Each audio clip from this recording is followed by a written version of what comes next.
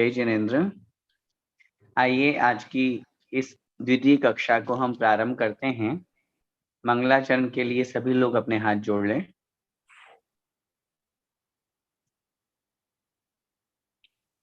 नमो अरिहन्ताणं नमो सिद्धाणं नमो आयर्याणं नमो उवज्झायाणं नमो लोये सव्यसाहूणम्। पंच परमेष्ठी भगवान की जय। द्वादशांग जिनवाणी माता की जय। संत शिरोमणि आचार्य भगवंत 108 श्री विद्यासागर जी महाराज की जय। परम पूज्य गुरुदेव निर्यापक श्रमण मुनि पुंगव श्री सुधा सागर जी महाराज की जय।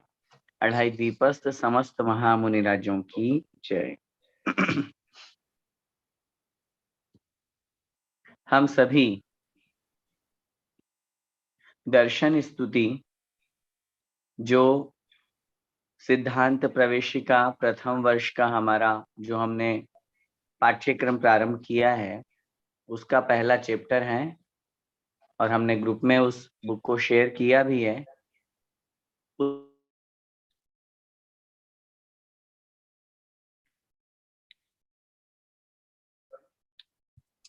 लोगों को बहुत अच्छी तरह से पिछली कक्षा में भी हमने ये आप लोगों से निवेदन किया था कि हम सभी दर्शन तो करते हैं मंदिर में, भगवान के मंदिर में जाते तो हैं और दर्शन स्तुति बोलते भी हैं, लेकिन उसके बावजूद भी हम अगर उसका अर्थ नहीं जानेंगे तब ऐसी स्थिति में हमें उस दर्शन स्तुति का पूरा फल या उसका लाभ, उसका बेनिफिट नहीं मिल पाएगा। इसीलिए हम उस दर्शन स्तुति का अर्थ समझ रहे हैं।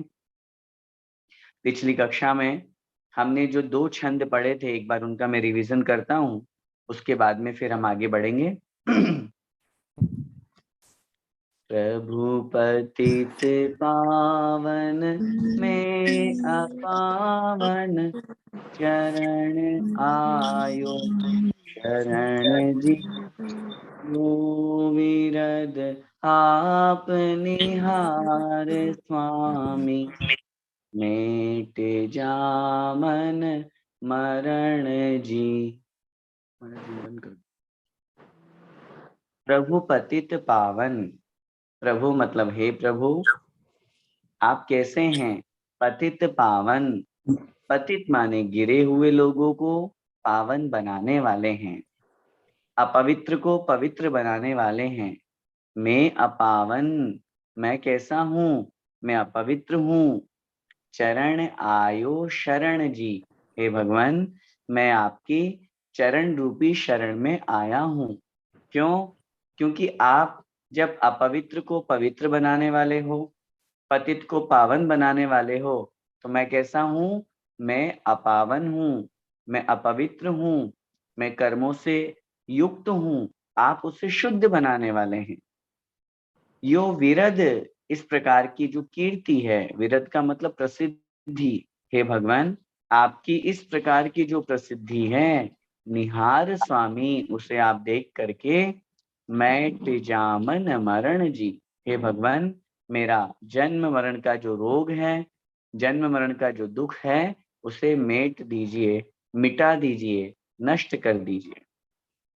आगे तुम्हें ना पिछान्या आन मान्या देव विविध प्रकार जी, या बुद्धि सेति निज न जान्या भ्रम गिन्यो हितकार जी। हे भगवान तुम ना पिछान्या, तुमको मैंने आपको ना पिछान्या, मैंने नहीं पहचाना। मैं जो संसार में भटक रहा हूँ, मैं जो संसार में घूम रहा हूँ, उसका सबसे बड़ा कारण, सबसे महत्वपूर्ण कारण क्या है, आपको नहीं पहचानना। और आपको नहीं पहचानने के साथ साथ उससे भी बड़ा कारण है आन मान्या, अन्य को मानता रहा। देव विविध प्रकार जी, देव माने देवों को, विविध माने अनेक, बहुत प्रकार के जो अन्य देवी देवता हैं, मिथ्या देवी देवता है मैं उनको मानता रहा। मेरी धारणा में मैं उनको भी देव मानता रहा, उनकी भी पूजा अर्चना करता रहा। पिछली कक्षा में हमने आपसे निवेदन किया था, हम जैन कुल में उत्पन्न हुए हैं। वीतरागी जिनेन्द्र भगवान की शरण हमें प्राप्त हुई है। उसके बावजूद भी यदि हम मिथ्या देवी देवताओं की पूजा करें, रागी देशी देवी देवताओं की पूजा करें, जो हमारे समान भोजन आदि करते हैं, अस्त्र शस्त्र वस्त्र आदि से सहित हैं उनकी अगर हम पूजा करेंगे तो इस संसार में मिथ्यात्व का बंध होगा। और मिथ्यात्व का बंध सबसे खराब कर्म, सबसे जटिल कर्म या संसार में भटकाने में सबसे महत्वपूर्ण निमित्त है। इसलिए यहाँ पर पंडित बुद्धजन जी जो इसके रचयिता है वो लिख रहे हैं, हे भगवान, मैंने आपको नहीं पहचाना और इस संसार के अन्य देवी देवताओं को मैं मानता रहा। या बुद्धि से थी, और इस प्रकार की बुद्धि के कारण, या मतलब इस प्रकार, बुद्धि मतलब बुद्धि, सेति माने कारण, इस प्रकार की बुद्धि के कारण। किस प्रकार की बुद्धि? आपको मैंने नहीं पाना और अन्य रागी ऋषि मिथ्या देवी देवताओं को मैं मानता रहा। इस प्रकार की बुद्धि के कारण, या बुद्धि से थी निज न जान्यो, मैंने अपने आप को नहीं जान पाया। भ्रम गिन्यो हितकार जी, और भ्रम अर्थात भ्रम के साथ में, संदेह के साथ में, गिन्यो माने गिना, हितकारी जी, इसी को मैंने अपना हितकारी माना संसार में भटकना, राग द्वेष करना, मैं सुखी दुखी, मैं रंग पिराव, इसी को मैं क्या मानता रहा? अपना हितकारी मानता रहा। पिछली कक्षा में हमने आपसे निवेदन किया था, कितनी महत्वपूर्ण बात है, कितनी बड़ी बात है कि भगवान के दर्शन करने का महत्वपूर्ण उद्देश्य इस पंक्ति में मिल रहा है, निज न जान्यो।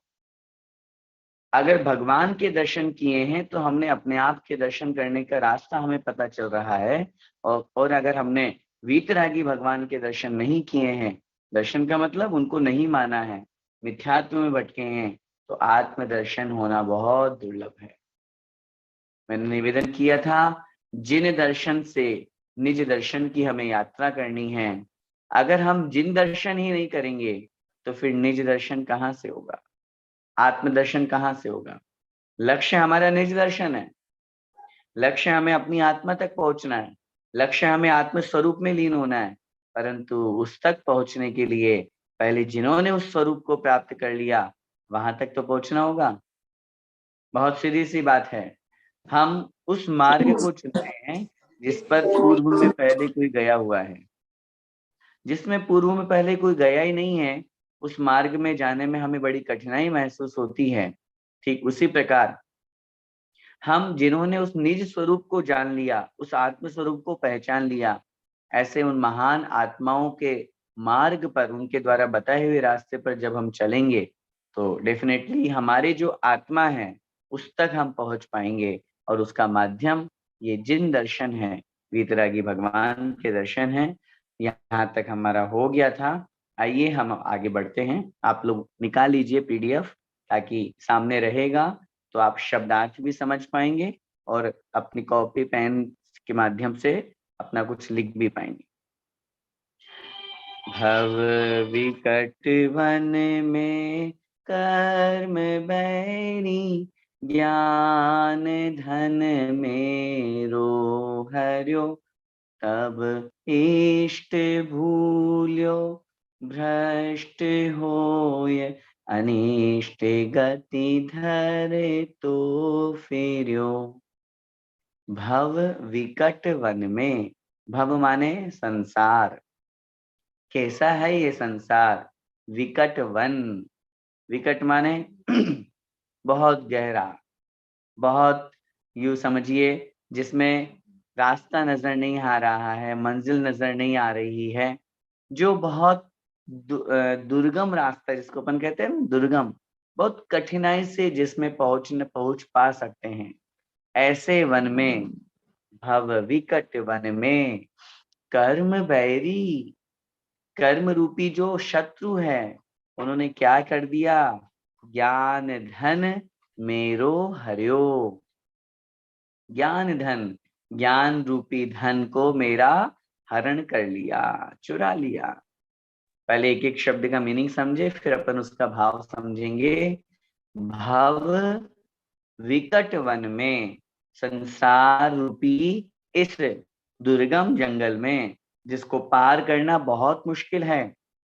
ऐसे जंगल में जैसे हम फंस जाते हैं ना, उलझ जाते हैं, जहां से हमें कोई रास्ता नजर नहीं आ रहा है, ऐसे भव विकट वन में, ऐसे संसार रूपी इस भयंकर जंगल में, वन माने जंगल में, विकट वन में, ज्ञान धन मेरो हर्यो। अब जंगल में कौन मिलेगा अपन को, डाकू, लूटमाट मचाने वाले, जो अब हमारे पास में, जब हम ऐसी जगह पे फंस जाएं जहां हमारा कोई सहारा नहीं है, जहां हमें कोई बचाने वाला नहीं है, तो हमारे पास जो वस्तुएं हैं उसको क्या होगा, वो लुटेरे, वो डाकू लूट लेंगे।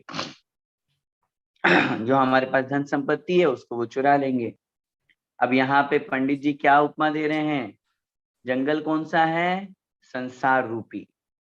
अब अपने माइंड में एक इमेज बनाइए, एक जंगल है, उस जंगल में हम जा रहे हैं, और वहां पर अचानक से आए लुटेरे, और हमारे पास जो धन संपत्ति, रत्न आभूषण थे, सब लूट करके ले गए। क्योंकि सोना बहुत है ना, इसलिए लूट करके ले गए। अब इसको सिद्धांत में घटाइए, ये तो था उदाहरण, अब दृष्टांत में घटाइए।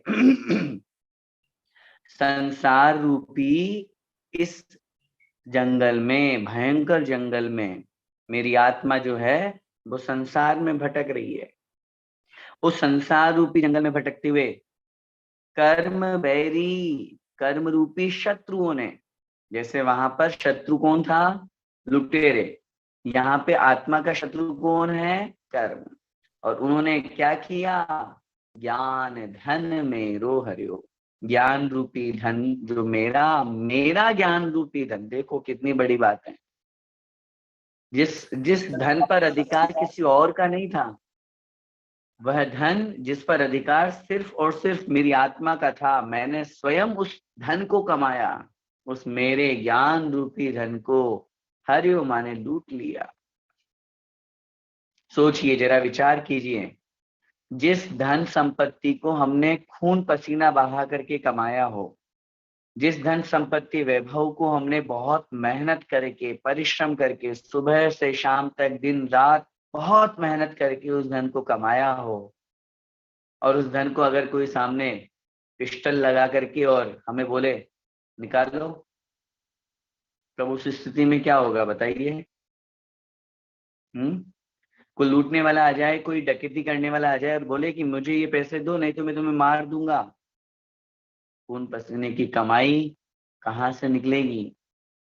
इतना रोना आएगा अंदर से, इतना दुखी होगा इंसान, वो सोचेगा मैंने कितने कितने अरमानों के साथ में, कितने सपने देख करके ये धन कमाया था, कितनी मेहनत करके, और ये सोच करके मेरे बेटे की पढ़ाई में काम आएगा, ये सोच करके मेरी बेटी की शादी में काम आएगा, ये सोच करके अभी तो मैं किराए के मकान में रह रहा हूँ, मैं बढ़िया फ्लैट लूंगा, मैं बढ़िया मकान लूंगा, उसमें काम आएगा।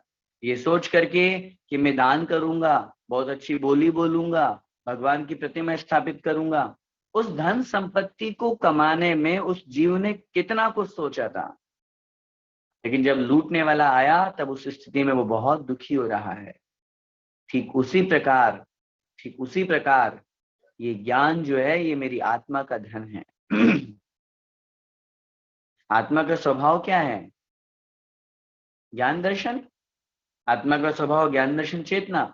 अब अगर कोई उस ज्ञान को चुरा करके ले जा रहा है, ज्ञान को कोई चुरा नहीं सकता, आत्मा का स्वभाव ज्ञान है, ज्ञान से रहित जीव कभी नहीं हो सकता। लेकिन ज्ञान का भाव यहाँ पे क्या लेना, विवेक, चारित्र, आचरण, भावना, प्रभु भक्ति, दर्शन आदि, उस ज्ञान को कर्म रूपी शत्रुओं ने लूट लिया। जो सम्यक दर्शन हमें होने वाला था, मिथ्यात्व के कारण से, मिथ्या दर्शन के कारण से वो सम्यक तो प्राप्त नहीं हुआ। जो सम्यक ज्ञान हमें होने वाला था, ज्ञानावरण कर्म, कर्म क्या है, ज्ञानावरण 8 प्रकार के।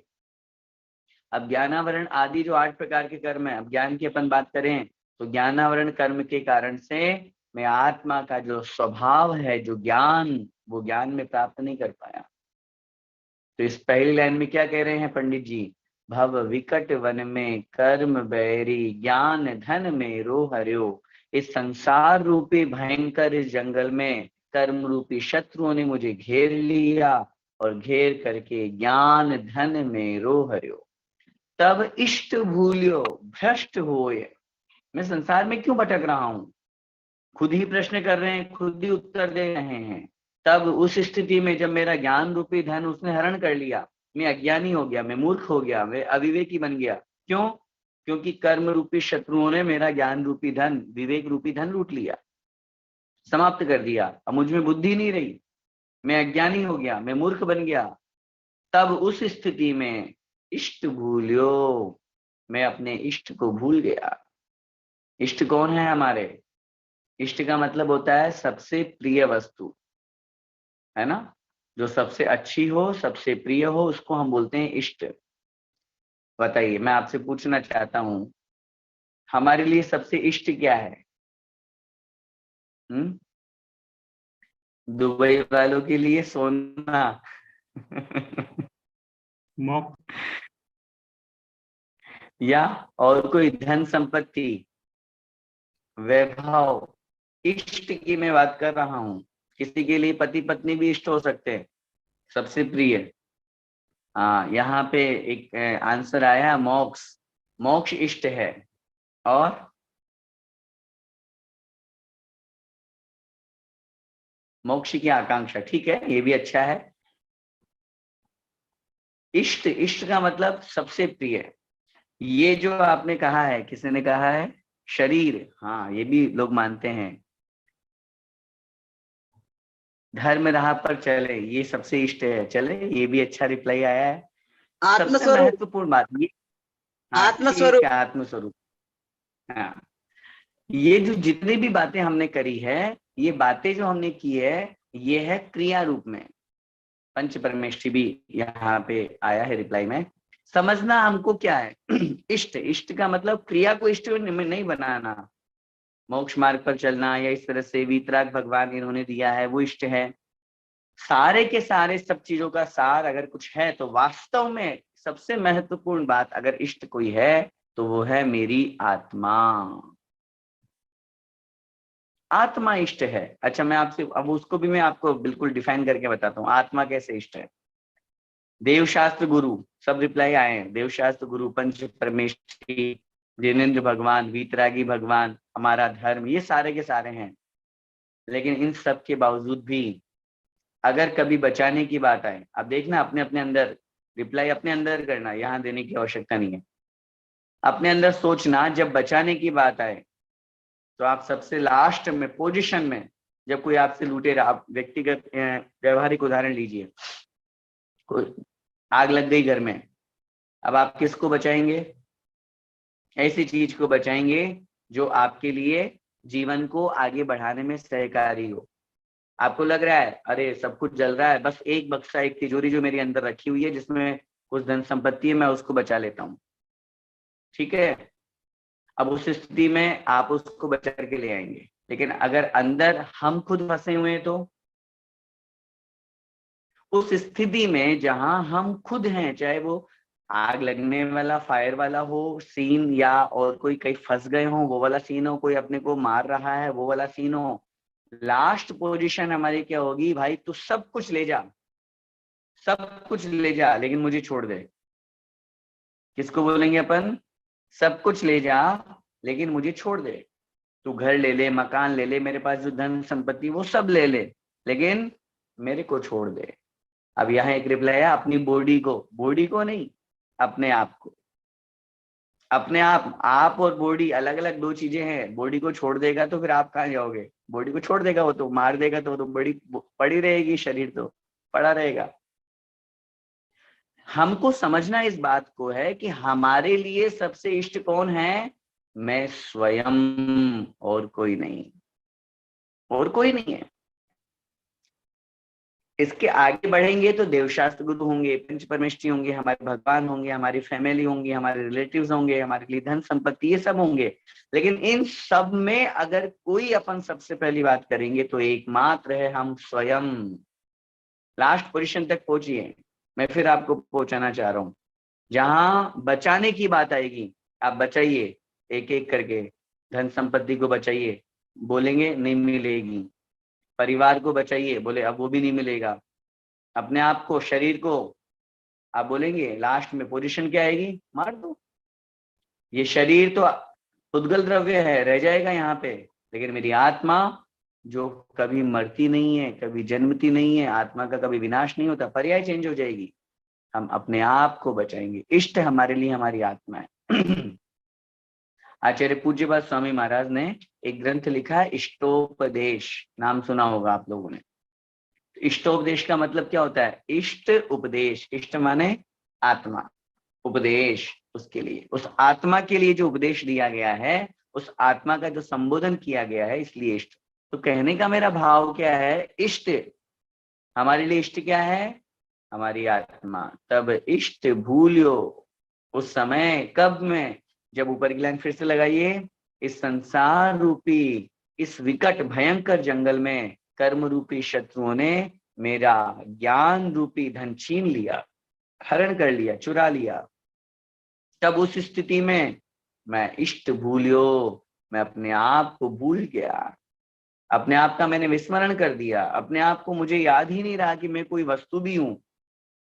तब इष्ट भूलियो भ्रष्ट होए, और भ्रष्ट होकर के, पतित होकर के, भ्रष्ट होए, तब इष्ट भूलियो भ्रष्ट होए, अनिष्ट गति धर तो फिरो।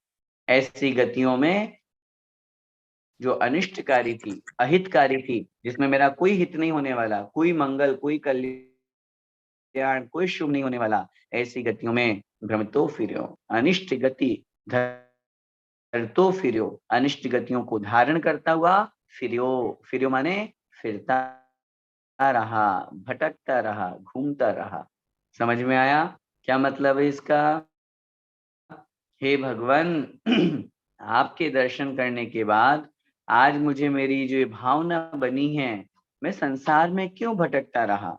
संसार में, इस संसार रूपी भयंकर अटवी में, जंगल में, जहां पे मुझे कोई रास्ता नजर नहीं आ रहा है, जहां मेरा कोई अपना नहीं है। अब मैं बार बार आपको क्या निवेदन कर रहा हूं? अपने को इसमें जंगल को संसार समझना है। गए हैं अपन किसी काम से रास्ते में और जंगल में भटक गए, तब उस स्थिति में क्या होगा? वो स्थिति को संसार में लगाइए, और हकीकत यही है। संसार में कौन है? वो जैसे उस जंगल में लोग तो दिख रहे हैं, डाकू तो हैं, लुटेरे तो हैं, लेकिन मेरे अपने नहीं है, वो तो उल्टा मुझे ही लूट रहे हैं। अब इसी चीज को, सिद्धांत को संसार में गिराइए। हम संसार में है तो सही, लेकिन इस संसार में हमारा अपना कौन है?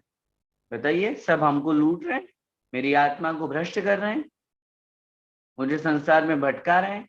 कर्म बेरी ज्ञान धन में रो हरियो, इन कर्म रूपी शत्रुओं ने मेरा ज्ञान रूपी धन चुरा लिया। और जब आत्मा का ज्ञान चला जाएगा, तब आत्मा, मैंने अभी क्या बताया, आत्मा का ज्ञान, आत्मा का विवेक, आत्मा की बुद्धि जब चली जाएगी, तब उस स्थिति में क्या होगा? इष्ट भूलियो, मैं अपने आप को भूल गया। इष्ट कौन? मेरी आत्मा। तब मैं भूल गया, क्योंकि मेरे आत्मा का स्वभाव ज्ञान था, विवेक था, बुद्धि थी, वो मैं भूल गया। वो चुरा लिया उन लोगों ने। जब चुरा लिया तो मेरी बुद्धि कैसे चलेगी? जैसे उदाहरण, जैसे ज्ञान धन, अब जैसे ज्ञान को वहां धन कहा था ना, अब इसको वापस में घटाइए। जैसे अगर कोई धन चुरा लेगा हमारा, अब हमारे पास कुछ भी नहीं है, फूटी कोड़ी भी नहीं है, अब कैसे चलेगी गाड़ी? बुद्धि कैसे चलेगी? गाड़ी कैसे चलेगी? वहां से आगे निकलने का रास्ता कौन बताएगा? कहाँ से हम कुछ खाने पीने की व्यवस्था कर पाएंगे? कहाँ से पहनने ओढ़ने की व्यवस्था कर पाएंगे? कुछ कर पाएंगे? उसी तरह से जब ज्ञान चला जाएगा, ज्ञान, विवेक, बुद्धि, समझदारी चली जाएगी, इष्ट में अपने आप को भूल गया और इष्ट को अपने आप को भूल करके भ्रष्ट, भ्रष्ट का मतलब पतित हो गया। अब जब अपने आप को भूल गया तो फिर मेरी स्थिति तो भ्रष्ट रूप में हो गई। अनिष्ट गति धर तो फिरो, और अनिष्ट गतियों में गति कितनी प्रकार की? चार। डिवीजन करके इष्ट गति और अनिष्ट गति। कौन सी गति इष्ट? देवगति। बोलो पंकज भैया। देवगति या और उससे भी ऊपर गति। अर्चना जी ने जवाब दिया है मनुष्य गति। और अनिष्ट गति चार अगर अपन बात करेंगे तो इन चार गतियों में दो गतियां जो हैं और तिर्यंच गति, ये हमारे लिए संसार में भटकाने का निमित्त है, और देवगति ये हाँ मोक्ष तक पहुंचाने में निमित्त है। चलो चलो चलो। वैसे तो मुख्य रूप से तो मनुष्य गति ही है, देवगति में चांसेस कम है, लेकिन से इस तरह से कथन किया है। लेकिन और अपन फिर यही उत्कृष्ट लेके गति आने की का ना, बात करेंगे तो इन फिंगर से चार फोटो ऊपर खींचा। एक गति है, इसका नाम है पंचम गति। तो अनिष्ट गति धर तो फिरो, अर्थात अनिष्ट का मतलब नर नारकादि पर्यायों में मैं भटकता रहा, घूमता रहा, दुख सहन करता। आगे धन घड़ियो दिवस यो ही, धनी जन्म भयो, अब भाग्य मेरो आयो, दर्श प्रभु जी को लख। अपने आप को हमेशा सौभाग्यशाली समझिए। जीवन में कैसे भी स्थिति परिस्थिति आ जाए, कितनी भी आपत्ति, कितने भी दुख दर्द आ जाए, अपने आप को कभी नहीं कोसना, आप कभी दुखी नहीं करना।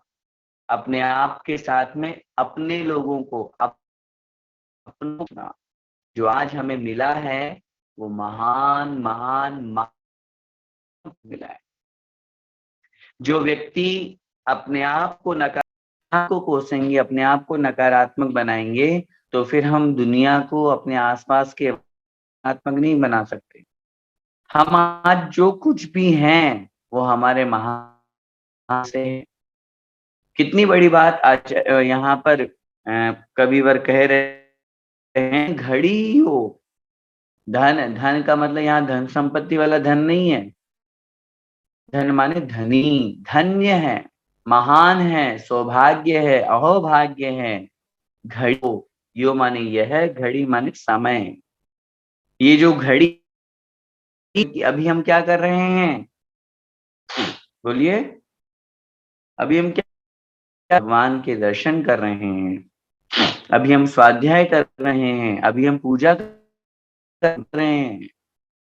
ये समय कितना महत्वपूर्ण है, कितना। अगर आज ये कक्षा नहीं होती तो संडे है कहीं घूमने चले जाते, आज मैं भगवान के दर्शन करने नहीं आता तो कहीं भी चला जाता। हम भगवान की पूजा कर रहे हैं, हमारे मुंह से भक्तामृत बोल रहे हैं हम। बहुत बहुत बहुत महान पुण्य उदय है।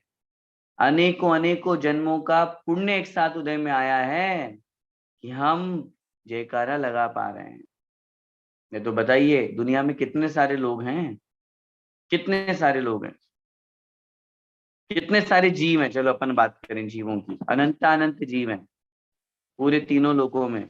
उन अनंत अनंत जीवों में कितने सारे अनंत अनंत, तो उनमें से सारे के सारे निगूदियां हैं। 95% तो सब उसमें चले गए, वो भी मैंने कम बोल दी, ज्यादा ही मान लीजिए। उस स्थिति में त्रस पर्याय का मिलना बहुत दुर्लभ। पढ़ते हैं अपन छेड़ाला में, दुर्लभ लही ज्यों चिंतामणि, क्यों पर्याय लही त्रस तणी। जैसे चिंतामणि रत्न की प्राप्ति बड़ी दुर्लभ होती है। कहाँ मिलता है चिंतामणि रत्न? बड़ी दुर्लभ है। वैसे त्रस पर्याय मिली, और जब त्रस पर्याय मिली, 2 इंद्रिय, 3 इंद्रिय, 4 इंद्रिय, पंचेंद्रिय, मक्खी मच्छर टिड्डी भोरा सब बने हम।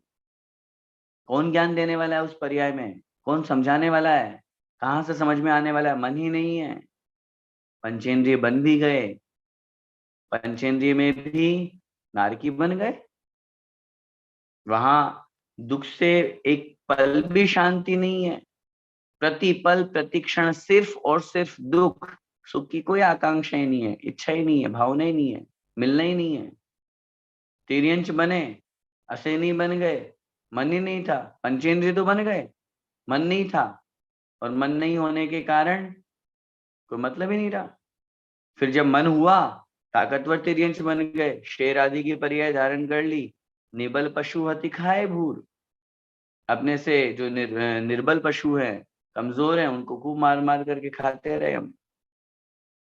क्या किया? उस पंचेंद्रिय की पर्याय में सैनी मन हो गया हमारा, मनुष्य बन गए। चलो, कितनी बड़ी दुर्लभता से मनुष्य पर्याय हमको प्राप्त होती है। 84 लाख योनियों में एक योनि होती है मनुष्य योनि। 83,99,999 योनियों में भटकने के बाद मनुष्य पर्याय हमको प्राप्त हुई। उस मनुष्य पर्याय में भी दुनिया में कितने सारे मनुष्य हैं, कितने सारे मनुष्य हैं।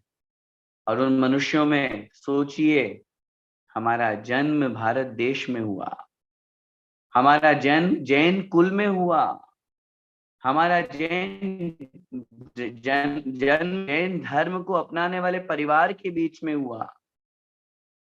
और उसमें दुर्लभता लगाइए और सौभाग्य जगाइए। दुनिया में जैन तो कितने सारे हैं, कितने सारे हैं। उन सब में मैं सौभाग्यशाली हूं कि मेरे माता पिता का संस्कार मुझे ऐसा मिला, मुझे गुरु ऐसे मिले कि मैं उनके चरण सानिध्य में, उनके वातावरण में रह पा रहा हूँ।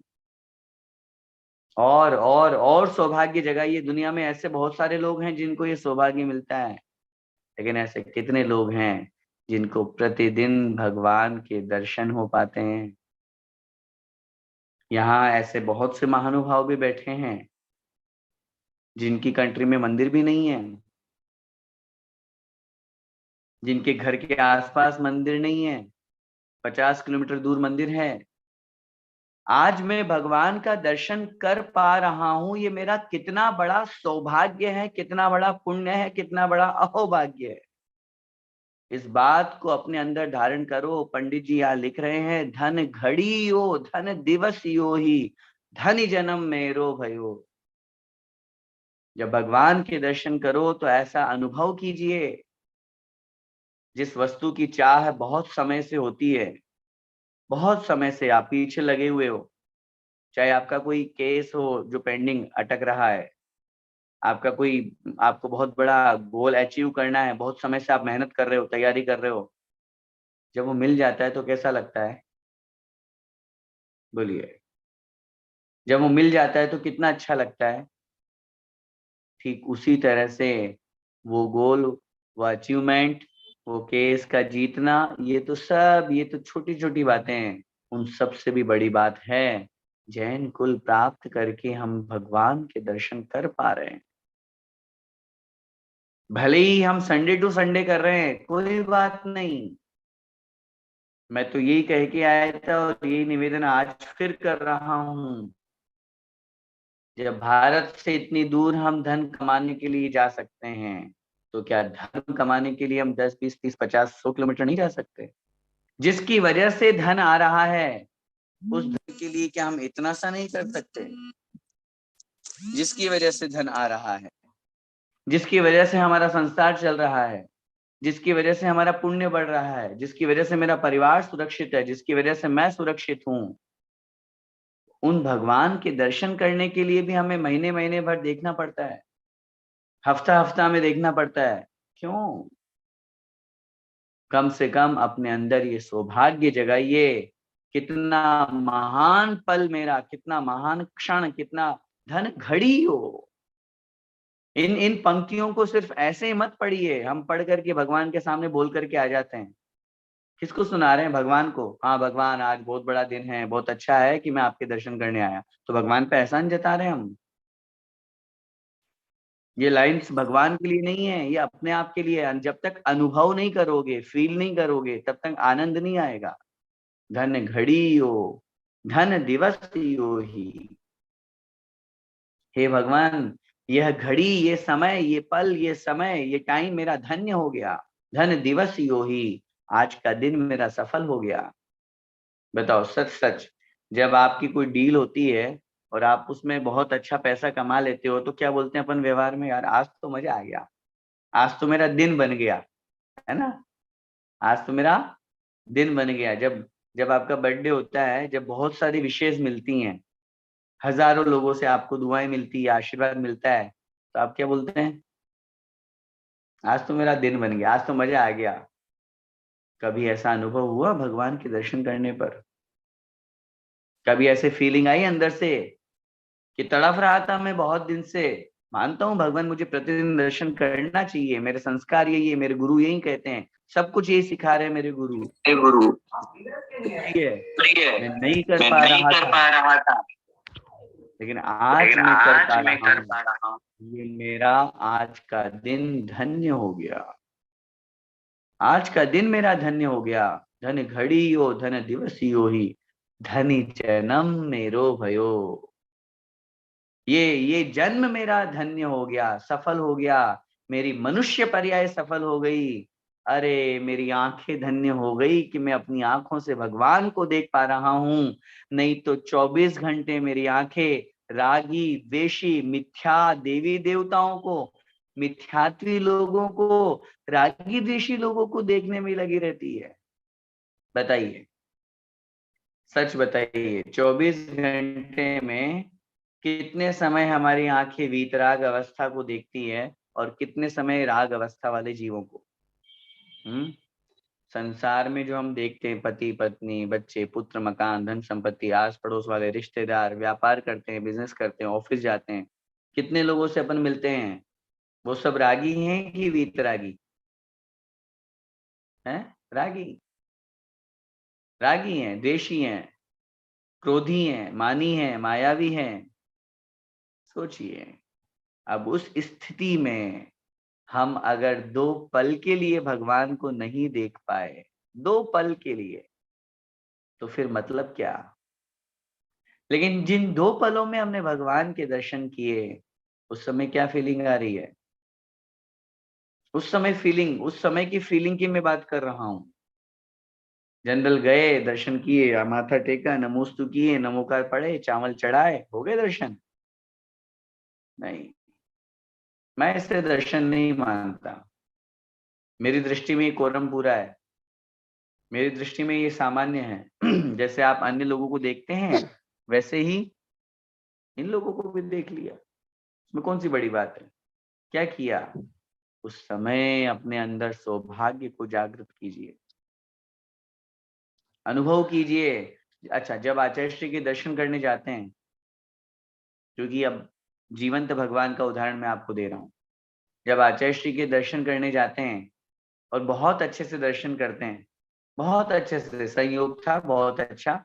आपने कहा महाराज मैं दुबई से आया हूँ, मैं अन्य अन्य स्थानों से आया हूँ, जीसीसी से आया हूँ, ये सारे के सारे जितने लोग हैं अपनी अपनी बात बोलें और बहुत अच्छे से आपको दर्शन हो जाए, चरण छूने को मिल जाए, आचार्य श्री से 2 पल बात करने को मिल जाए, तब उस दिन कैसा लगता है? वो पल कैसा लगता है? वो क्षण कैसा लगता है? हैं? उस समय ये अनुभूति होती है, आज मैंने सब कुछ प्राप्त कर लिया। बोलो, होता है कि नहीं? है? उस समय ना आपको भूख लगेगी ना प्यास लगेगी, भले ही खूब भूखे हो, सुबह से कुछ नहीं खाए, लेकिन जब आचार्य श्री से इस तरह से अपना संबंध जुड़ गया, उस समय क्या लगेगा? सब कुछ मिल गया, अब कुछ नहीं चाहिए दुनिया में, अब कुछ नहीं चाहिए। अब घर परिवार धन संपत्ति रुपया पैसा सब बेकार लगने लगते हैं। उस पल को हम अपने आप में अविस्मरणीय बना देते हैं। धन्य हो गया, सौभाग्य मेरा, अहोभाग्य मेरा। जब जीवंत भगवान के दर्शन करने से अपने को ये भाव बनते हैं, तो जो साक्षात वीतरागी भगवान जो सामने विराजमान हैं, उनके दर्शन करते समय भी ये भाव बनाएंगे, हे भगवान धन घड़ी हो, ये समय धन्य है, ये दिन धन्य हो गया, धनी जन्म मेरो भयो, मेरा जन्म सफल हो गया। नीतिकार कहते हैं जिन आंखों ने वीतरागी भगवान के दर्शन नहीं किए, वो आंखें आंखें नहीं, बेकार है। उन आंखों का मतलब क्या? उन आंखों की कोई सार्थकता नहीं है, कोई मीनिंग नहीं है, यूजलेस, कोई मतलब नहीं है। जिन कानों ने भगवान के वचन ना सुने हो, जिन वाणी ना सुनी हो, शास्त्र सभा नहीं सुनी हो, उन कानों की क्या सार्थकता? जिन वचनों ने, जिस मुख ने गुरु भक्ति ना की हो, जिनेंद्र भगवान की स्तुति ना पढ़ी हो, जिस मुख से नमोकार नहीं बोला गया हो, वो मुख मुख है क्या? सोचिए जरा, इस बात का विचार कीजिए, कितने लोग हैं दुनिया में जो नमोकार बोल पाते हैं? आपके आसपास रहने वाले, आस पड़ोस वाले, रिश्तेदार जो जैन नहीं है, मैं उनकी बात कर रहा हूं, उनको नमोकार भी नहीं आता है। मैं धन्य हूं। जिन हाथों ने कभी दान नहीं दिया वो हाथ बेकार हैं। जिन हाथों ने कभी भगवान का अभिषेक नहीं किया वो हाथ बेकार है। जिन पैरों से कभी वंदना नहीं हुई, कभी भगवान के दर्शन करने हम नहीं गए, वो हमारे पैर बेकार हैं। जिस हृदय में प्रभु का, जिस हृदय में प्रभु के चरण नहीं है, तव पादौ मम हृदये मम हृदयम तव पदद्वये लीनम तिष्ठतु जिनेन्द्र तावत यावन निर्वाण संप्राप्ति। बोल तो बहुत देते हैं, भगवान जब तक मुझे मोक्ष पद की प्राप्ति ना हो तब तक आपके दोनों चरण मेरे हृदय में और मेरा हृदय आपके चरणों में लीन रहे। जिस जिस अपने शरीर के एक एक अंग को पवित्र कीजिए। हम अभिषेक पाठ पढ़ते हैं, आप लोग भी पढ़ते हैं, जलाभिषेक वाला पाठ जब अपन पढ़ते हैं तो वहां पे आया है, पावन मेरे नयन भय तुम दर्शते, पावन पानी भय तुम चरणनि परसते, पावन मन वे गयो तिहारे ध्यान ते, पावन रसना मानी तुम गुणगान थे। पावन मेरे नयन भय तुम दर्शते, पावन पानी भय, पानी माने होता हाथ, पानी ग्रहण बोलते हैं ना अपन शादी को, जिसमें हाथ में हाथ लेकर के और 7 फेरे किए जाते हैं, तो पानी का मतलब हुआ हाथ। पावन पानी भय तुम चरणनि परसते, भगवान आपके चरणों का स्पर्श करने से मेरे हाथ पवित्र हो गए। पावन मन वे गयो, मेरा मन पवित्र हो गया, तिहारे ध्यान ते, आपका ध्यान करने से। जिस मन में हमेशा कषाएं भरी हो, जिस मन में हमेशा दूसरों के प्रति राग द्वेष की भावना भरी हो, उस मन ने अगर आपका चिंतन कर लिया तो भगवान मेरा वो 5 मिनट का मन धन्य हो गया, पवित्र हो गया। पावन रसना मानी, मेरी रसना, मेरी जिह्वा, मेरा मुख धन्य हो गया, पावन हो गया, तुम गुण गानते। भगवान आपका गुणगान गाने से, जिस मुख से हमेशा अपशब्द निकलते हैं, जिस मुख से हमेशा संसार के वचन निकलते हैं, जिस मुख से राग द्वेष के वचन निकलते हैं, जिस मुख से कषाय रूप वचन निकलते हैं, उस मुख से अगर भक्तामर निकल गया, उस मुख से नमोकार निकल गया, उस मुख से भगवान की स्तुति पूजा पाठ निकल गई है, दर्शन स्तुति निकल गई, हमारा मुख पवित्र हो गया। पावन भई पर जाए मेरी भयो में पूर्ण धनी, भगवान आपके दर्शन करने पर मेरी ये पर्याय पवित्र हो गई, पावन हो गया मैं। समझ इस बात को। यहाँ पर पंडित कह रहे हैं, धन घड़ी हो धन दिवस हो ही, हे भगवान ये घड़ी, ये दिवस, घड़ी माने समय, ये समय, ये दिन और ये सारा का सारा जो पूरे का पूरे मेरी पर्याय है, मेरा जन्म है, ये क्या हो गया? धन्य हो गया। अब भाग्य मेरो उदय आयो, अब मेरा सौभाग्य उदय में आया। भाग, भाग का मतलब मैंने आपको बताया था पुण्य, है ना? पुण्य के उदय का नाम सौभाग्य है और पाप के उदय का नाम दुर्भाग्य। क्या लिख रहे हैं? अब भाग मेरो, अब मेरा सौभाग्य उदय आए, उदय में आया है। क्या? दर्श प्रभु जी को लख लयो। दर्श माने दर्शन प्रभु जी को, प्रभु जी का। लख माने देख, लयो माने पाया हूं। मैं प्रभु का दर्शन कर पाया हूं, ये मेरा भाग्य सौभाग्य उदय में आया है। मैं अभी आपको जो बार बार समझा रहा हूं, इस लाइन को समझिए महानुभाव, इस पंक्ति को अपने जीवन में उतारिए। जब तक पुण्य नहीं होगा, पुण्य संचित नहीं होगा, तब तक भगवान के दर्शन भी नहीं मिलेंगे। भगवान के दर्शन के लिए खूब पुण्य कमाना है, खूब पुण्य कमाना है। अपने आप को हर पल सौभाग्यशाली समझ करके उस पल में आगे बढ़िए। आज मैं भगवान के दर्शन कर पा रहा हूं। दुनिया में कितने लोग हैं जो जन्म से अंधे पैदा होते हैं? दुनिया में कितने लोग हैं जो पैदा तो हो गए लेकिन उन्हें वीतरागता और सरागता का कोई भेद ही पता नहीं है। सच्चे देव और मिथ्या देव में कोई फर्क ही नहीं है।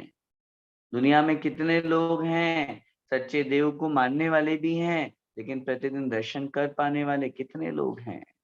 आज मेरा भाग्य उदय आया है, सौभाग्य उदय आया है, महान पुण्य उदय आया है कि मैं भगवान के दर्शन कर पा रहा हूँ। लख लयो माने देख पाया हूँ। भगवान, मैं आपको अपनी इन आंखों से देख पाया हूँ। जो लोग, मैं फिर निवेदन करना चाहता हूँ, इन पंक्तियों के माध्यम से हम दर्शन स्तुति पढ़ रहे हैं। जो लोग ऐसे स्थान पे रहते हैं जहाँ मंदिर नहीं है, कोई बात नहीं, छोटा सा एक जिनालय बनवा करके आचार्य भगवंत से आशीर्वाद लेकर के और एक जिन प्रतिमा वहां पर विराजमान कीजिए। चाहे जैसे बने वैसे कीजिए, ग्रह चैत्यालय बनवाइए। कोशिश करने वालों की कभी हार नहीं होती है।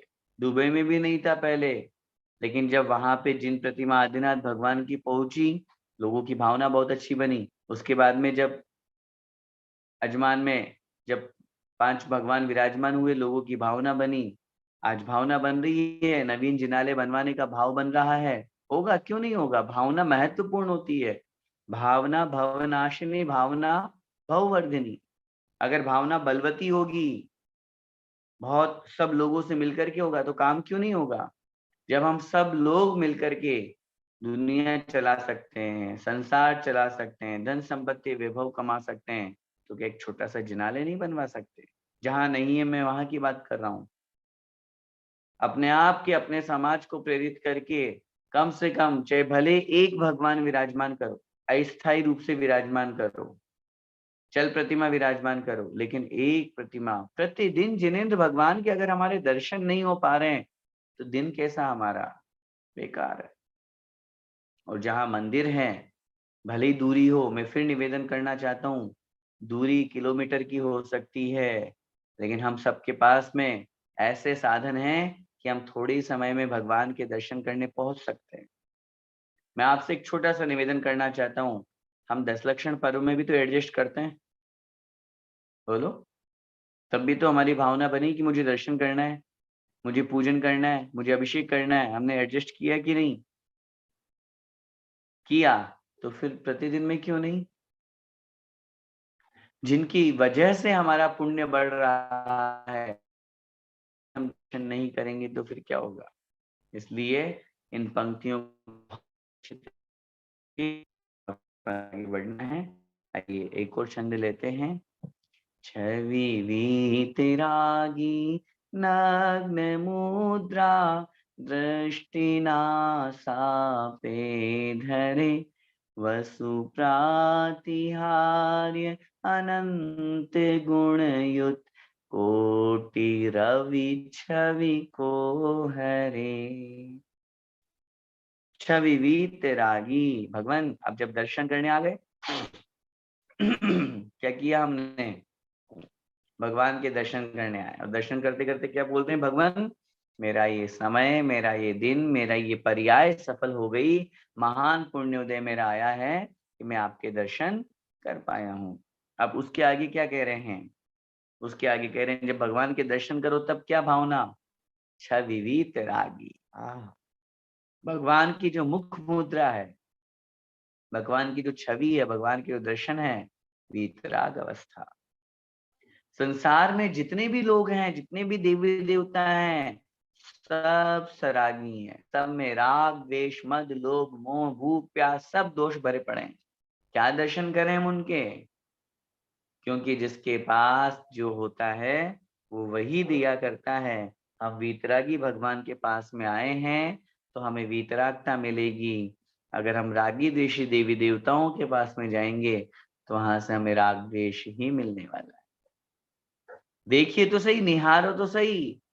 मैं क्या कहता हूँ बार बार, भगवान के दर्शन आंख बंद करके नहीं, आंख खोल के कीजिए। बहुत से लोग क्या करते हैं, मंदिर जाते हैं, कैसे मंदिर में प्रवेश किया, एक बार भगवान को देखा, अब आंख बंद करके 9 बार नमोकार मंत्र पढ़ा, सिर झुकाया, अर्घ्य चढ़ाया, गंधोदक लिया, 3 परिक्रमा लगाई और आ गए। भगवान को तो देखा ही नहीं। दर्शन का मतलब देखना, निहारना, छवि वीतरागी। नग्न मुद्रा, भगवान के शरीर पर एक भी धागा है?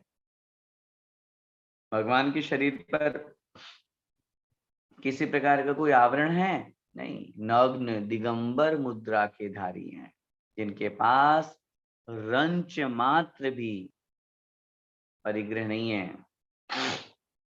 परिग्रह चिंता दुख ही जानो, पढ़ के आए हैं 10 लक्षण की पूजा में।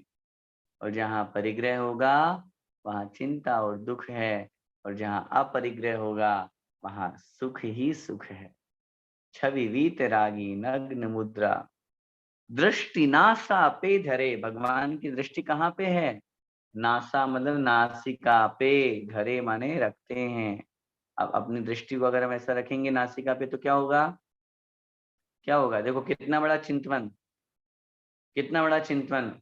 आंख बंद नहीं करते भगवान, और आंख खोल करके भी नहीं देखते, क्योंकि किसी ने कहा है आंख खोलना मतलब देखना राग का प्रतीक है, और आंख बंद करना अर्थात मुंह फेरना द्वेष का प्रतीक है। भगवान को न राग है और ना द्वेष है, इसलिए भगवान नासिका पे दृष्टि रखते हैं। दृष्टि, अपनी आंखों की दृष्टि नासा पे धरे, नासिका पे रखते हैं। क्योंकि आंख खोल के देखेंगे इसका मतलब जिसको देख रहे हैं उससे राग है, और अगर आंख बंद कर लेंगे इसका मतलब मैं आपको देखना नहीं चाह रहा, मुझे आपसे द्वेष है, मुझे आपसे आपत्ति है, विपत्ति है। इसलिए भगवान समत्व है, समत्व है, मध्य में है, न राग और न द्वेष। दृष्टि नासा पे धरे, वसु प्रातिहार्य। वसु माने 8, प्रातिहार्य, प्रातिहार्य मतलब जो सेवक समान निरंतर साथ देते हैं, भक्ति में, भगवान की भक्ति में लगे हुए रहते हैं, उन्हें हम कहते हैं प्रातिहारी। 8 प्रकार के प्रातिहारी होते हैं ना। दिव्य विटप पहुपन की वर्षा, दुंदुभियासन वाणी सरसा, छत्र चमर भामंडल भारी, ये तुव प्रातिहार्य मनहारी। 8 प्रातिहार्य। दिव्य विटप माने अशोक वृक्ष, आप सभी जानते हैं, अभी मैं रिपीट नहीं करूंगा इन 8 के नाम। छत्र चमर भामंडल, अशोक वृक्ष है, पुष्प वृष्टि है, दुंदुबी है, दिव्य ध्वनि, ये सब चीजें। वसु प्रातिहार्य, भगवान के लगे हुए, भगवान की सेवा में। अनंत गुण युत, भगवान के अंदर कितने गुण हैं? 1 2 4 10 15 20 100 200 1000 लाख 2 लाख 10 लाख करोड़ अरब खरब नील महानील शंख, कुछ नहीं, अनंत गुण युक्त, जिन गुणों का कोई अंत नहीं है, ऐसे अनंत गुण युक्त। इसलिए स्पष्ट रूप से कहा वसु प्रातिहार्य, 8 प्रकार के प्रातिहार्यों से युक्त होकर के अनंत गुणयुक्त, कोटि रवि छवि को हरे। कोटि माने करोड़ों, रवि माने सूर्य की जो छवि है, आभा है, कांति है, उसको भी जो हरे माने हर लेते हैं, नष्ट कर देते हैं, लज्जित कर देते हैं। भगवान जब समोषण में विराजमान होते हैं तो आचार्यों ने लिखा उनके शरीर से इतनी आभा, इतनी कांति निकलती है कि करोड़ों सूर्य चंद्रमा भी फीके पड़ जाते हैं। इसलिए समो शरण में दिन रात का भेद नहीं होता। आप लोगों ने पढ़ा होगा कि समो शरण में रात में 12 बजे भी दिव्य ध्वनि गिरती है। तो किसी ने प्रश्न किया कि रात में तो मुनि महाराज के लिए बोलने का ही निषेध किया है, तो भगवान कैसे उपदेश देते हैं? तो उत्तर मिलेगा, भैया हम यहाँ रहते हैं, वहां रात हो रही है। भगवान तो 5 धनुष ऊपर उठ करके आकाश में विराजमान है। और जब केवल ज्ञान की प्राप्ति होगी तो भगवान का शरीर औदारिक नहीं परमोदारिक हो गया, और उनके शरीर से इतनी आभा इतनी कांति निकल रही है कि करोड़ों सूर्य चंद्रमा की कांति भी फीकी पड़ रही है। वहां हमेशा प्रकाश, हमेशा उजाला रहता है, इसलिए वहां रात्रि ही नहीं होती। और जब रात्रि नहीं होती तो जीव नहीं होंगे, और जीव नहीं होंगे तो हिंसा का कोई काम नहीं। तो इसलिए क्या कहा इन पंक्तियों में कि भगवान कैसे हैं आप? छवि वीतरागी। अब जब भगवान के दर्शन करें उस समय निहारिए और मन ही मन में भावना बोलिए, आप वीतराग छवि है, मुद्रा भगवान की। छवि वीतरागी, नग्न मुद्रा, नग्न दिगंबर अवस्था, जिनके शरीर पर कोई लंगोट नहीं, कोई परिग्रह नहीं, धागा मात्र भी अंश नहीं है। क्योंकि जब तक ये होगा तब तक संयम नहीं आएगा, तब तक मोक्ष मार्ग नहीं आएगा। और जब तक मोक्ष मार्ग नहीं है तो फिर मोक्ष की तो हम बात ही नहीं कर सकते। दृष्टि नासा पे धरे, अपनी दृष्टि को, अपनी आंखों को जो नासिका के अग्रभाग पर, पे माने पर, धरे माने रखते हैं, वसु प्रातिहार्य 8 प्रकार के प्रातिहार्यों से, और साथ में अनंत गुण युक्त, अनंत अनंत गुणों से जो युक्त हैं, सहित हैं, उनको धारण करने वाले हैं। कोटि रवि छवि को हरे, अर्थात करोड़ों रवि माने सूर्य, छवि माने कांति को भी जो लज्जित करते हैं, ऐसे महान भगवान के हम दर्शन करने आज आए हैं। समय आपका हो रहा है। आज जो अपन ने पढ़ा उसको बहुत अच्छी तरह से समझिए। मैंने पहली क्लास में भी कहा था, हो सकता है कुछ लोगों को लग रहा हो कि भैया क्या दर्शन पाठ पढ़ा रहे हो, ये तो हम डेली बोलते हैं। लेकिन इस बात पर विचार कीजिए कि एक दर्शन पाठ की एक एक पंक्ति में, एक एक लाइन में कितनी भावना, कितनी गहराई छिपी हुई है। और जब उस भावना के साथ में अगर हम दर्शन करते हैं तो दर्शन का आनंद ही कुछ और हुआ करता है। हम सभी बहुत अच्छी तरह से अपना अहोभाग्य, सौभाग्य, परम भाग्य मान करके आगे बढ़ें, रची भावना रखेंगे तो निश्चित रूप से बहुत अच्छा होगा। पंच परमेष्टि